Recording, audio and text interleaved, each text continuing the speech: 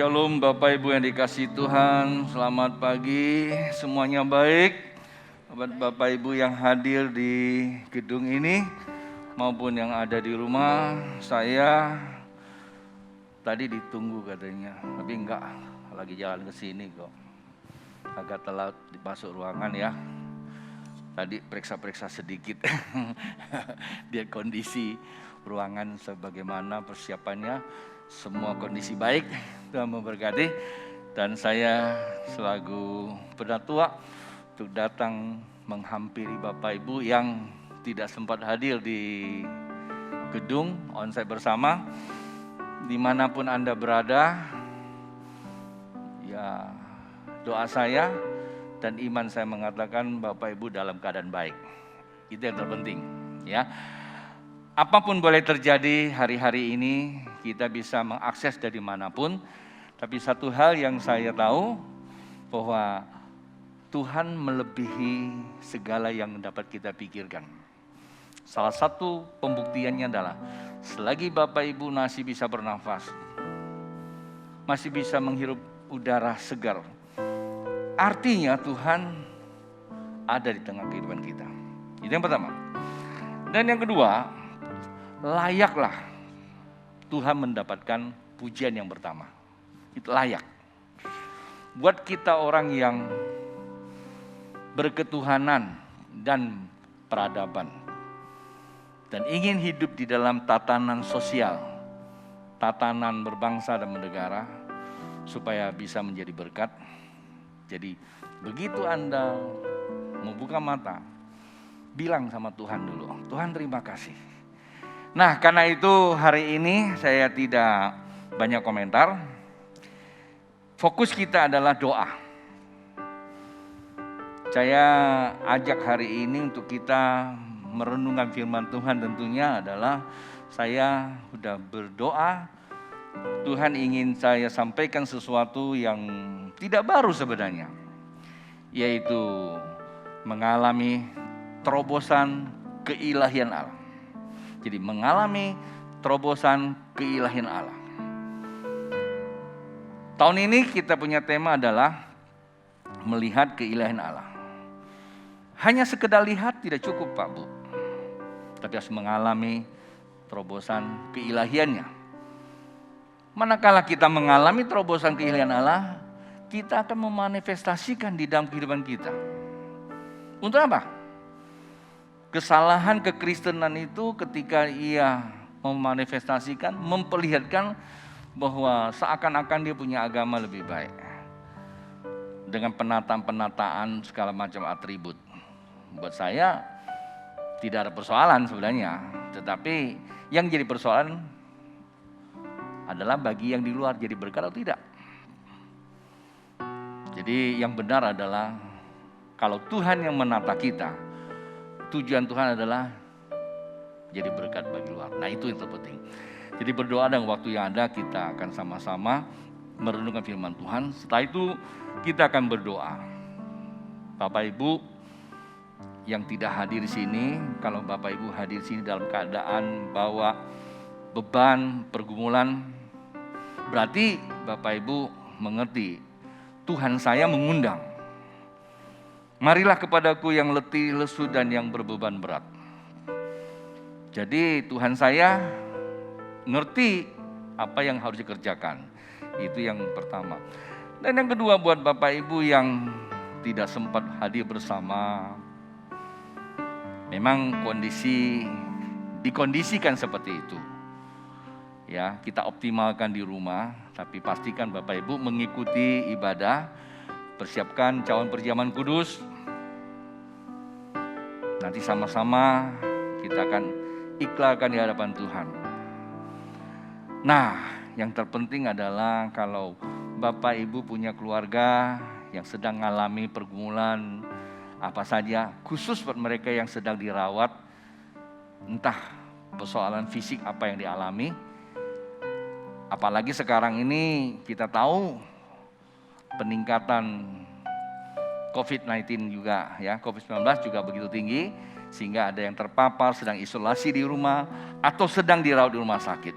Teleponin, nanti saya akan berdoa ajak sama-sama. Dan jangan lupa loh Pak Bu, kalau Anda mengalami mujizat, tolong hubungi kami. Ya, telepon yang ada di layar monitor Anda. Ada beberapa kesaksian, mungkin nanti saya akan undang mereka datang. Secara medis, no hope, tidak bisa lagi.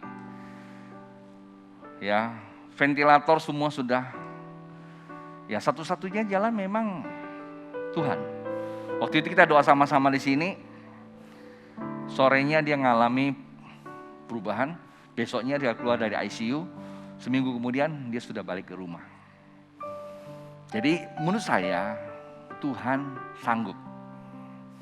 Ya, Tuhan sanggup. Jadi itulah sebabnya Pak Bu, ikuti. Fokus ibadah kita adalah doa. Ya. Nah, sebelum kita mulai, saya ajak kita semua untuk berdoa, Bapak Ibu di sini maupun di rumah, ya. Jadi begitu Anda duduk sama-sama, usahakan ya, kita tidak lama-lama, usahakan kita fokus sebagaimana firman Tuhan mengajak kepada kita tetap terarah kepada Dia, kepada Kristus. Kemudian kita tangkap esensinya dan kita berdoa, pasti kita akan mengalami terobosan. Mari kita berdoa.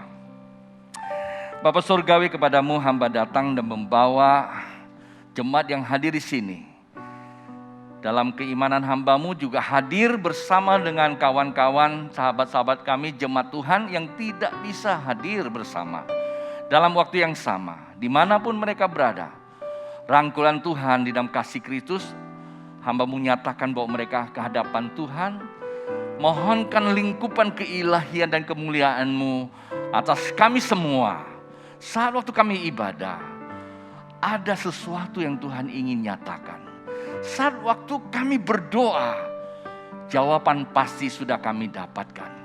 Itulah sebabnya hari ini ibadah, kami hanya pertaruhkan kepada satu nama, yaitu nama Yesus Kristus Tuhan. Ketika suara bergema, pujian kami naikkan, maka hadirat-Mu bekerja seturut dengan kehendak kasih karunia-Mu menjangkau setiap jemaat Tuhan, baik yang secara langsung saat ini maupun mungkin siaran tunda mereka untuk mengakses jaringan ini. Dan keilahian Allah tidak pernah terpisah dari setiap orang yang mengharapkannya. Itulah sebabnya hamba serahkan ibadah ini dari awal sampai akhir ke dalam tangan kasih Tuhan. Sebelum kami memulai Tuhan, kami menguduskan seluruh ruangan ini di dalam kasih dan keilahian Allah. Menguduskannya, membersihkan ruangan dari anasir-anasir pekerjaan si jahat yang coba mau mengganggu jalannya ibadah. Baik yang ada di sini maupun jaringan internet yang kami pergunakan sampai di rumah jemaat Tuhan. Semuanya di dalam lingkupan Tuhan, di dalam jangkauan Tuhan, di dalam cengkeraman Tuhan. Tak satu pun jemaat Tuhan dapat diganggu pikirannya sehingga tidak sempat untuk mengikuti siaran dan juga ibadah bersama. Dan ruangan ini, electrical system, sound system, semuanya ke dalam tangan Tuhan kami serahkan. Dan otoritas yang penuh Engkau berikan pada hambamu, mengikat pekerjaan anasir, yaitu roh-roh jahat, di dalam nama Tuhan Yesus. Haleluya. Amin. Ya, saya kira ada baiknya Bapak Ibu berikan kemuliaan buat Allah kita. Jadi saya akan ajak kita untuk membaca beberapa firman Tuhan. Sabar ya.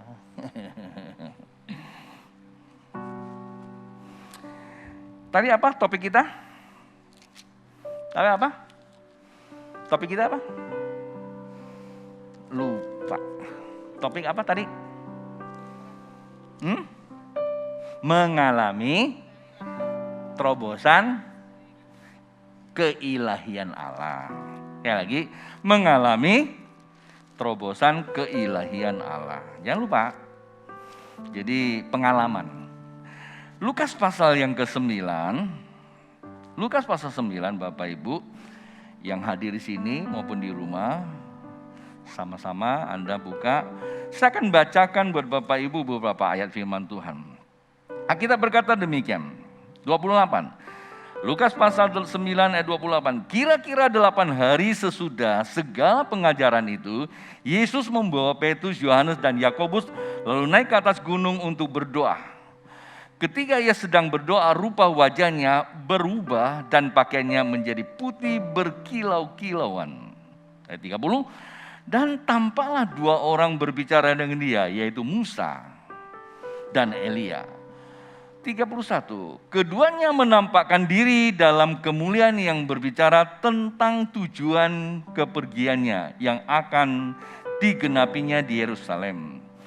Sementara itu Petrus dan teman-temannya telah tertidur, dan ketika mereka terbangun mereka melihat Yesus dalam kemuliaannya. Dan kedua orang yang berdiri dekatnya itu, dan ketika kedua orang itu hendak meninggal Yesus, Petrus berkata kepadanya, "Guru, betapa bahagianya kami berada di tempat ini. Baiklah, kami dirikan sekarang 3 kemah, 1 untuk engkau, 1 untuk Musa, dan 1 untuk Elia." Tetapi Petrus tidak tahu apa yang dikatakannya itu. Sementara ia berkata demikian, datanglah awan menaungi mereka. Dan ketika mereka masuk ke dalam awan itu, takutlah mereka. Ayat 35, maka terdengarlah suara dari mana? Suara dari dalam awan itu. Ya, ini bukan awan disinfektan yang dibawa ya. Yang berkata, inilah anakku yang kupilih, dengarkanlah dia. Ketika suara itu terdengar, nampaklah Yesus tinggal seorang diri. Dan murid-murid itu merahasiakannya. Dan pada masa itu mereka tidak menceritakan kepada siapapun, ya, apa yang telah mereka lihat. Berbahagialah orang yang mengerti akan pemberitaan itu. Siapa yang berbahagia? Tentulah kita. Karena Alkitab katakan tidak diceritakan, tapi sekarang kita bisa baca, Pak, Bu. Beberapa ayat firman Tuhan yang telah kita baca, tadi saya meletakkannya sebagai tema khotbah kita dalam mengalami terobosan keilahian Allah. Pak, Bu, hidup itu hanya satu. Maka satu ketika Musa sadar bahwa sebelumnya dia adalah orang yang dalam konteks teologi mengatakan dia orang hebat, ya, karena dia dididik oleh Firaun dan dia coba usahakan dengan kekuatan manusia dan Alkitab katakan gagal. Tapi satu masa dia mengalami terobosan keilahian Allah di Gunung Horeb, kata Alkitab. Saat waktu dia sedang mengembalakan domba kambing Jitro mertuanya. Dan saat itulah terjadi sebuah proses perubahan. Walaupun realita kehidupan dia adalah seorang pengusaha. Tetapi ada sebuah realita yang lebih tinggi dari itu adalah realita kehendak kerajaan Allah. Pak, Bu, terkadang pekerjaan kehendak kerajaan Allah sulit kita mengerti dengan pikiran manusia. Kalau kita datang dengan kehendak kita, maka kita tidak akan pernah melihat keilahian Allah di dalam hidup kita. Itulah sebabnya 24 jam kita hidup, kita sadar minimal 8 sampai 12 jam. Selebihnya nggak tahu gimana. Apa yang kita akses? Yaitu ego kita sendiri. Kehadiran Tuhan itu terkadang cuma hanya butuh beberapa menit. Kita bayangkan kalau kita kalkulasikan, plot gitu ya. Dengan waktu kesadaran manusia dan kehadiran Tuhan, itu nyaris tidak ada perbandingannya. Kalau kita nggak benar-benar mempunyai kerinduan, Pak, Bu. Itu yang pertama. Dan yang kedua, memang itu kecil, tapi itulah inti sarinya. Kalau dalam bahasa ilmiahnya itu namanya apa? Nuklirnya. Inti atomnya.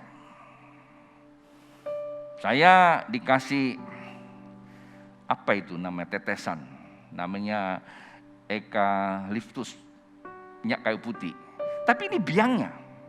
Satu tetes begitu ditetes, waktu saya nyalakan mesin penguapnya, seluruh ruangannya aromanya terasa. Itu biangnya. Nah, hadirat Allah memang sedikit berapa detik saja, Tapi itu adalah inti daripada pusat kehidupan. Nah, itulah yang dibutuhkan orang. Kalau saya katakan kalau kepekaan memang itu udah rada-rada sulit ya. Tapi saya katakan ada keseriusan, ada kerinduan. Walaupun kesibukan Musa, tapi hatinya sudah terbuka dari sejak waktu dia masih di Mesir. Rindu pekerjaan Tuhan. Saya tidak banyak cerita tentang ini. Tadi sore, saya di belakang sudah sharing sedikit tentang orang yang punya hati Tuhan. Dia kalau punya hati Tuhan, kambing domba mertuanya nggak ada arti apa-apa. Dia tinggalkan, dia akan mengalami Tuhan. Kalau saya aja ditinggalin kok sama dia. Padahal saya datang kasih dia cuan. Tapi karena untuk Tuhan dia tidak pikirkan soal cuan. Yang penting dia kerjakan dulu untuk Tuhan. Orang yang mempunyai hati seperti itu, dia akan mudah mengalami.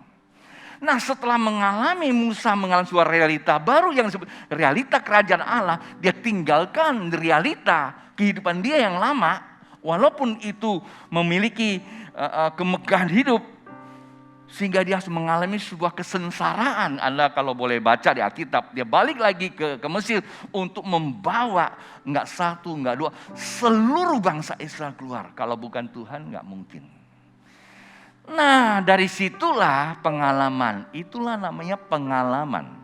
Mengalami terobosan, itu penting. Sekecil apapun kalau kamu sudah mengalami yang namanya keilahian Allah, yang akan tidak pernah berlalu. Dia akan terus bekerja. Tapi kalau orang sudah mengaku Kristen, setelah mengalami sebuah proses, lalu beberapa bulan lagi mulai redup, saya khawatir dia belum mengalami yang namanya mengalami terobosan. Tapi dia cuma mengalami lawatan, dilawat lalu diliwat gitu loh. Kristen akhir zaman banyak kan Kristen lawatan, habis itu diliwatin. Sisa apa? Remah-remah, sisa cuman aja Pak.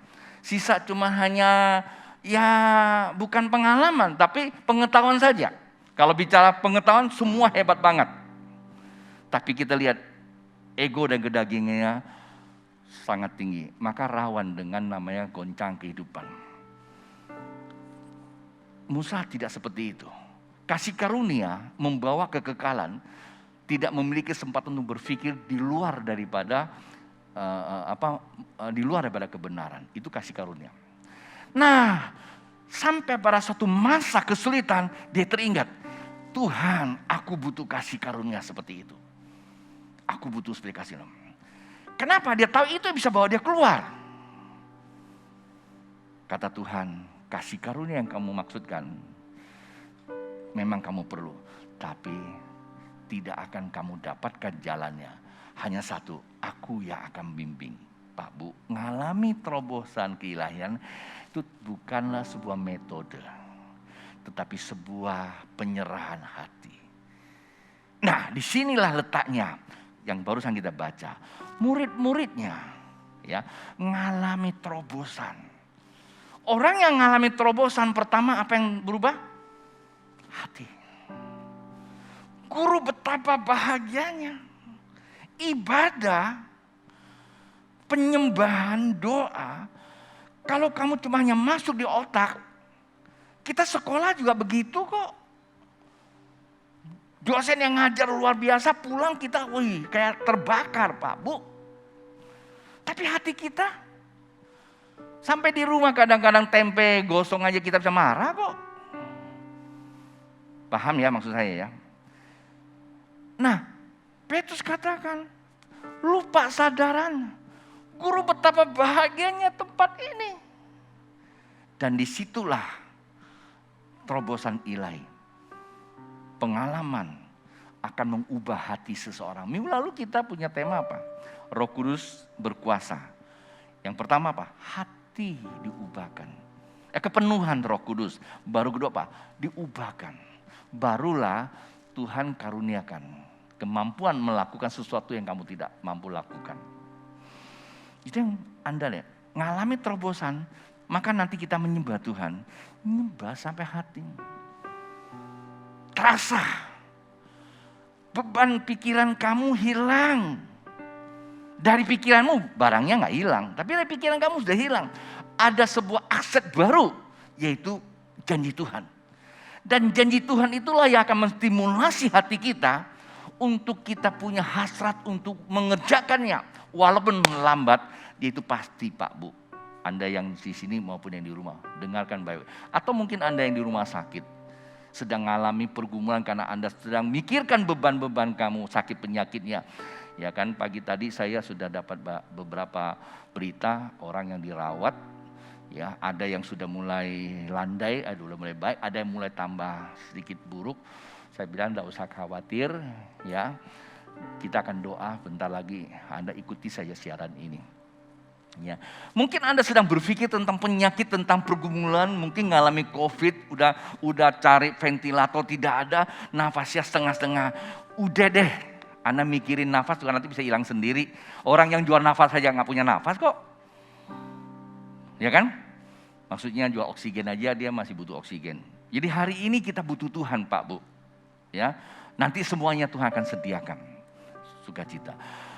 Dan yang kedua, apa yang terjadi? Pada saat hati kamu diubahkan, Alkitab katakan, tumbuhlah iman roh. Sebuah kepercayaan yang sulit diterima oleh akal sehat. Yaitu Petrus, Yakobus, Yohanes. Dia akan membangun kemah. Dari mana cara akal sehat? Dia sendiri aja akan juga nggak sehat, dibilang dia nggak tahu apa yang diperbuat. Coba lihat. Rasio apa yang dipakai? Inilah rasionya Roh Kudus. Kalau Roh Kudus bekerja, kadang-kadang keputusan kita sulit diterjemahkan secara matematika. Tapi secara keimanan itu dibuktikan. Dan yang ketiga, kalau kamu mengalami terobosan, ada apa? Kepekaan. Sorga dengan kita. Bukan tempat yang jauh Pak Bu. Perhatikan, Anda yang di rumah sakit, ya, yang sedang di ICU. Sorga bukan tempat yang jauh. Saya kalau ngomong begini, entar ada ya pastor jangan ngomong sorga ya. Kalau nggak ngomong apa lagi gitu loh. Ya, sorga nggak jauh. Sorga itu dekat. Jikalau kita hidup di dalam keimanan roh, sorga itu berbicara, inilah anak yang kukasih. Anda yang mungkin saat ini sedang dirawat, ya, di rumah, sedang dalam kesendirian. Saya punya adik di Jakarta, adik saya, Koko sayang kamu. Nggak satu orang pun yang bisa datang pada kamu. Anak-anak kamu semua nggak berani datang karena dia kena COVID. Tapi Tuhan kita hadir. Dia ikuti siaran ini. Semalam dia baru ngomong sama Nya. Pagi tadi dia juga berikan. Ya, dia kena COVID sudah seminggu. Tapi saya percaya sudah mulai perbaikan. Adik kandung saya. Dan kakak ipar saya kemarin meninggal. Gideon kenal. Pak Bu, perhatikan Anda di sini atau di rumah.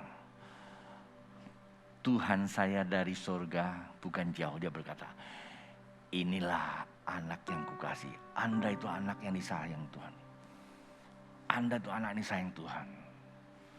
Dimanapun Anda berada, dalam kesendirian, dengarkan suara ini. Inilah anak yang kukasih. Inilah anak yang kusayangi. Artinya, Tuhan terima kasih. Saya tahu, tak satu orang pun yang bisa mengunjungi saya.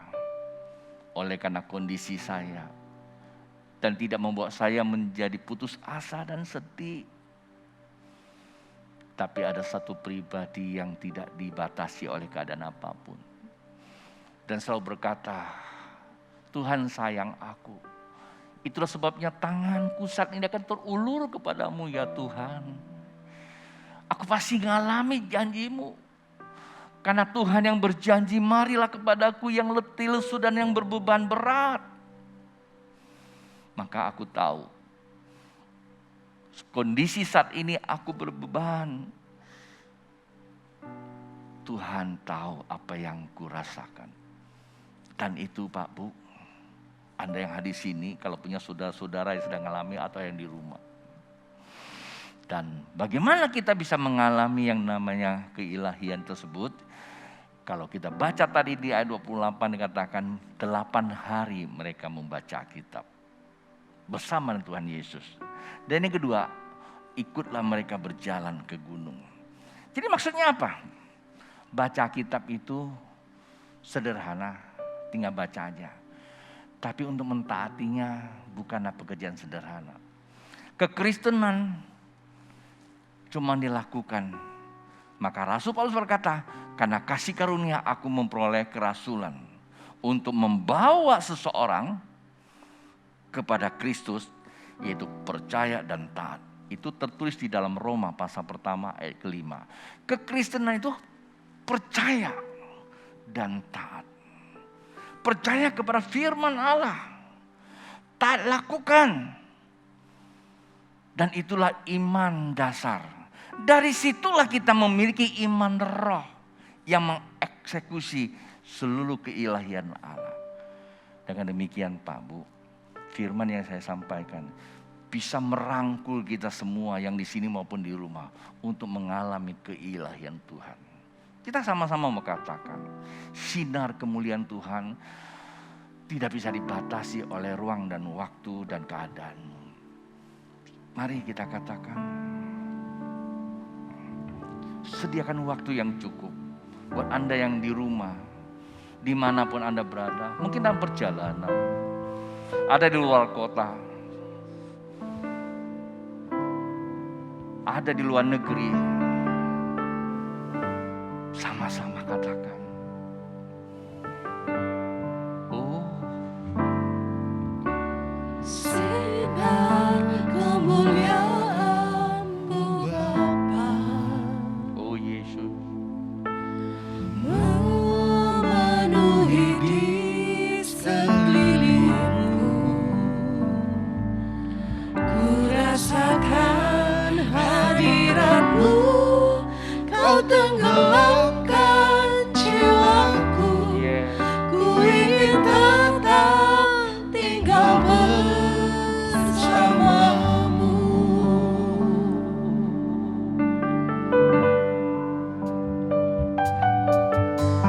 Sinar kemuliaan-Mu Bapa, memenuhi di sekelilingku. Ku rasakan hadirat-Mu, Kau tenggelamkan jiwaku. Ku ingin tetap tinggal bersama-Mu.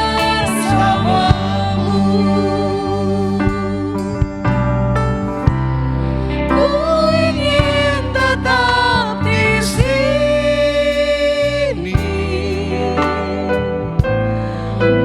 menikmati bait-Mu.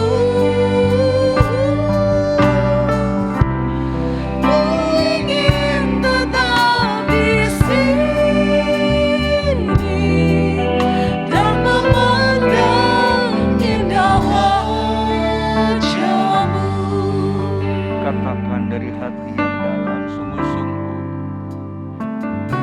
roh keilahian Allah ada di tengah-tengah Sinar kemuliaan-Mu Bapa, perkataan ini bukan sekedar rutinitas, memenuhi di sekelilingku.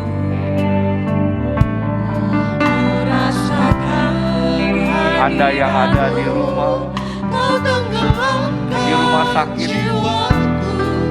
Ku ingin di rumah isolasi, di tinggal rumah istirahat, bersama-Mu. dimanapun Anda berada. Saya merangkul Anda sama-sama datang pada Tuhan.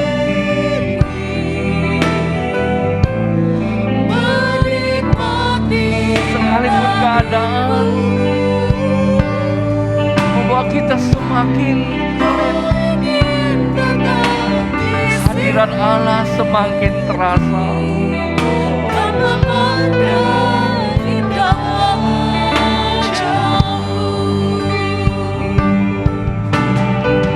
Katakan sungguh-sungguh, katakan dari hati yang dalam.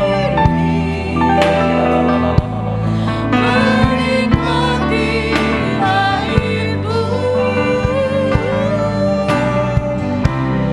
ku ingin tetap di sini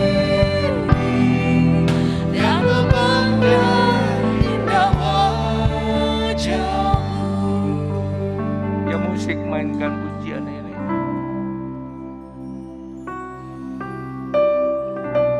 Pak, Bu,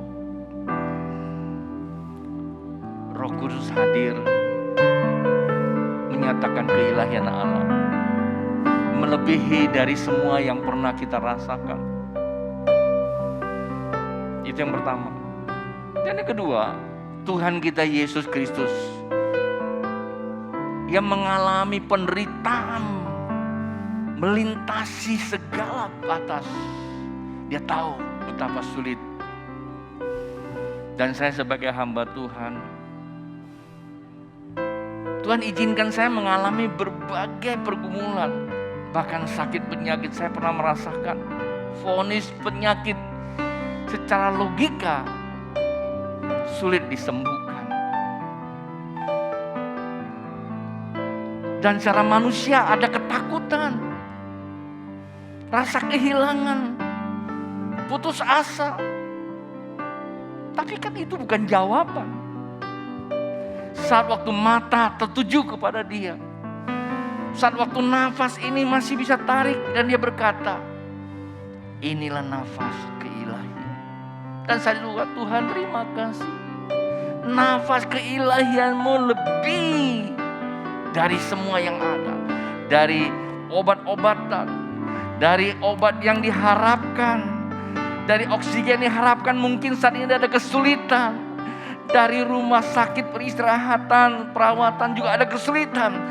Tapi nafas keilahian Allah, Dia selalu mengalir. Selagi saya masih bisa menghirup udara dan nafas saya bisa saya tarik, Tuhan sudah menyatakan keilahiannya.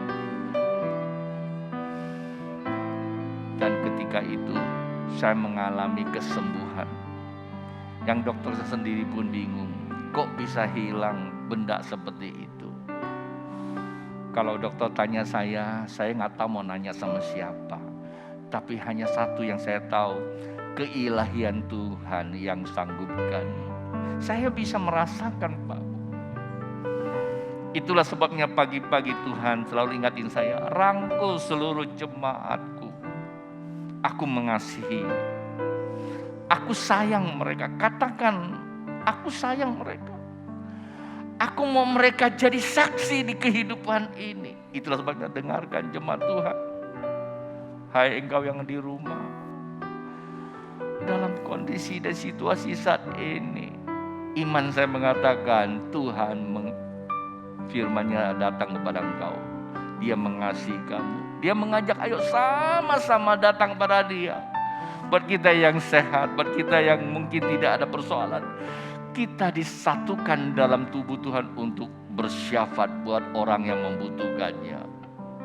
Mari sama-sama dengan hati yang sungguh-sungguh, pernyataan profetik, katakan sinar kemuliaan-Mu melebihi semua sinar dan semua keadaan yang ada. Lalu rasakan, dan terus rasakan, dan terus katakan, dan terus rasakan, sampai hatimu benar-benar mengalami sebuah perubahan. Mari, sinar kemuliaan. Sinar kemuliaan-Mu Bapa, memenuhi di sekelilingku. Ya Tuhan, Ku rasakan hadirat-Mu, Kau tenggelamkan jiwaku.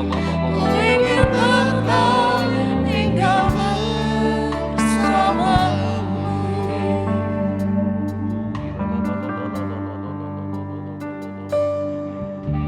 Sinar kemuliaan-Mu Bapa,